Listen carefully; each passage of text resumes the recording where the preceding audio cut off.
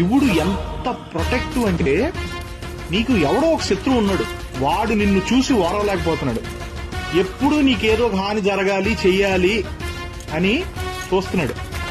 నువ్వేమో రోజు శంకరుని పూజిస్తావు. శివుడు ఏమంటాడు తెలుసా అప్పుడు?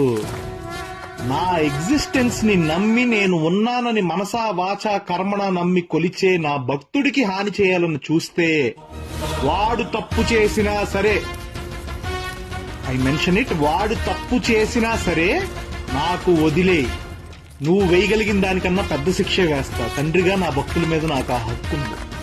అలా కాదని నువ్వు వాడికి హాని చేయాలని చూస్తే ఏదో ఒక రూపంలో వస్తా, ఖచ్చితంగా నిన్ను చంపేస్తా. ఆ చంపడం కూడా అలా ఇలా కాదు, మళ్ళీ ఇంకో జన్మెత్తాలి అన్నప్పుడు నీ ఒంట్లో ఆఖరి రక్తపు కణం కూడా బెదిరి చచ్చేలా చంపుతా అంటాడు శంకరుడు.